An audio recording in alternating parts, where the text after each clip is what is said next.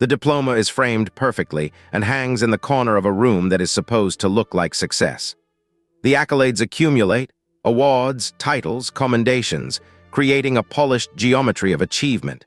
Yet standing before this perfect monument to accomplishment, there is only an immense silence, a low-frequency hum beneath the surface of fulfillment. We are trained from childhood to equate worth with metrics: grades achieved, salaries earned, goals met. We internalize a promise that if we just work harder or simply get enough, the resulting feeling will be permanent satisfaction. But what happens when the acquisition itself becomes the final destination? Is it possible for an external measure of success, the corner office, the published book, the perfect relationship, to fail precisely because it misunderstands the nature of human wanting?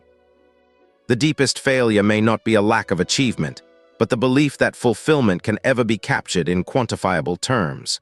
We must understand that true meaning does not reside at the peak of our ambition. Rather, it only appears when we are willing to look away from it entirely. To begin this examination, we must first build a map of what success means before we can ask why its edges often feel hollow. Much of modern thought treats success as an endpoint, a summit reached after years of relentless climbing. This view is fundamentally rooted in Enlightenment rationality, which values progress and measurable outcome above all else. It suggests that life's value accrues incrementally, like points gained in a game. We are taught to optimize our time, optimize our careers, optimize our happiness. The philosophical weight here belongs largely to the tradition of teleology, the belief that things strive toward an ultimate purpose or end goal. For much of Western history, this linear model provided immense power and directive energy.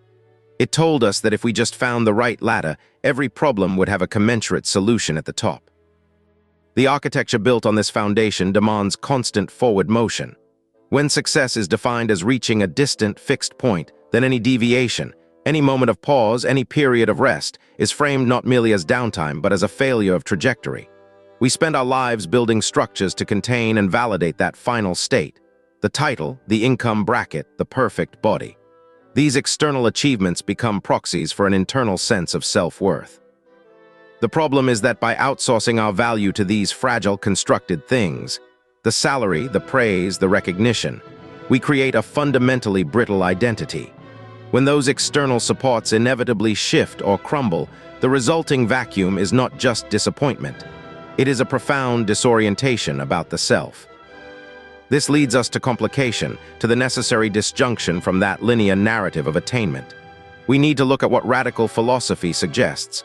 That meaning is not achieved. It is generated through resistance and acceptance of incompleteness. Thinkers like Camus argued for the myth of Sisyphus, the man condemned to eternally roll a boulder up a hill only to watch it fall back down. The absurd, in Camus's view, is the permanent gap between our innate need for meaning and the universe's cold indifference. Most people spend their lives trying to build grand narratives, elaborate systems of belief or achievement that will bridge this gap and give life sense. They chase success hoping the summit will deliver a universal answer. But Camus insists that the only authentic response is not rebellion through revolution, but acceptance through conscious revolt, a refusal to believe in any single ultimate meaning. The struggle itself, the very act of pushing the rock up the hill, is where all value resides.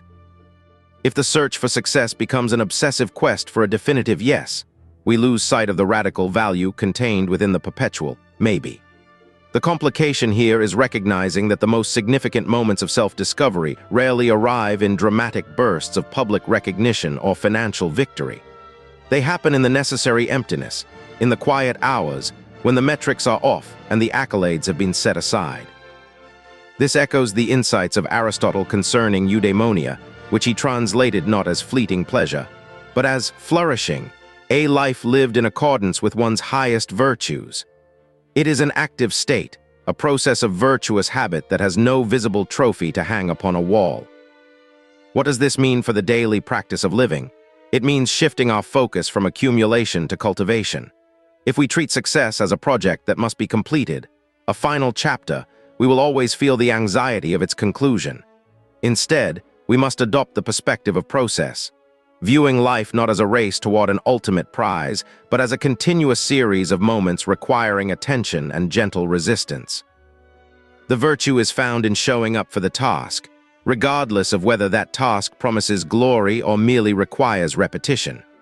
It is the commitment to the slow work, the messy work, the work that cannot be summarized on a LinkedIn profile or measured by quarterly earnings. So when we stand before the polished geometry of achievement, surrounded by titles and commendations, the monument built in the name of success, we must realize it is merely scaffolding. The awards are impressive, they testify to skill and effort, but their significance lies not at the point of arrival, but in the sheer endurance required to keep showing up for the attempt itself. The emptiness felt isn't a deficit of achievement, but a surplus of expectation that has nowhere to go. It is the gap between what we were told success is supposed to feel like, and what it actually does when the last goal is achieved.